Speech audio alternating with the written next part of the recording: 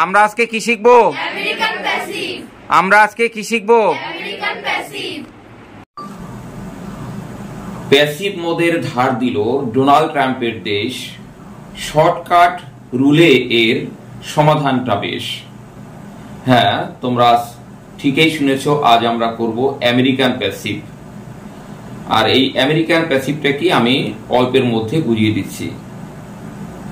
কোন একটা কাজ যা আমরা নিজেরা করতে পারি না, অন্যের হেল্প নিয়ে আমাদের করতে হয়, সেক্ষেত্রে আমাদের আমেরিকান প্যাসিভ ব্যবহার করতে হয়। নিজেরা করতে পারি না বলতে হয়তোবা আমি বা তুমি বা XYZ ওই বিষয়ে দক্ষ নই, ওই বিষয়ে দক্ষ অন্য একজন লোক, তো তার জন্য তার সাহায্য নিতে হয়। সেক্ষেত্রে বলা হয় আমরা নিজেরা করতে পারি না। যেমন বাড়িটিতে রং করো, তোমার চুল কাটো, তোমার এসি রিপেয়ার করো বা তোমাদের এসি রিপেয়ার করো। এই যে আমি তিনটে এক্সাম্পল বললাম, এরকম অনেক এক্সাম্পল পাবে।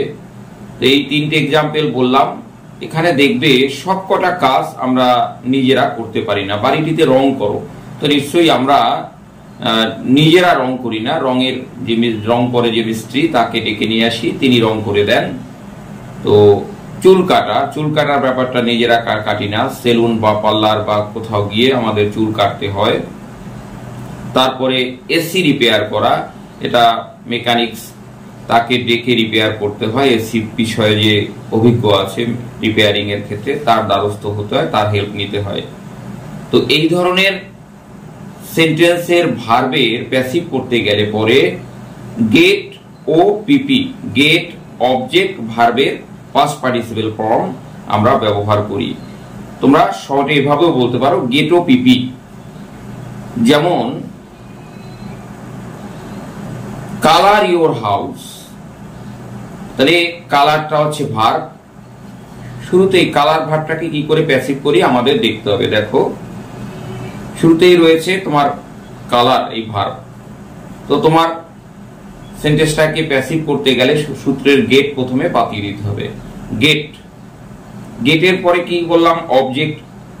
তাহলে গেট ইওর হাউস, ইওর হাউসটা হচ্ছে অবজেক্ট।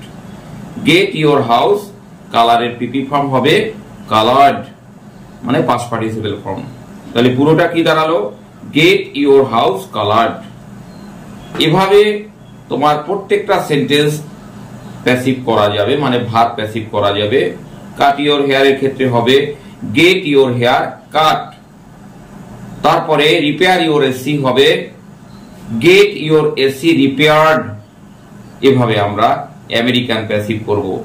পরবর্তীতে আরো আমরা ইম্পারেটিভ সেন্টেন্সের পর পর প্যাসিভ নিয়ে আসবো। এক ভিডিওতে আমি করছি না, কারণ তোমরা হয়তোবা এতে বোর্ড হতে পারো, তার জন্য আমি ছোট ছোট ভিডিও করে তোমাদের সামনে আসছি।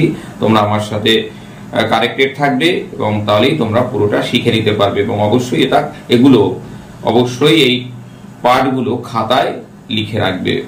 সবাইকে শুভেচ্ছা জানিয়ে এখানেই আমার ভিডিও আজকে শেষ করছি।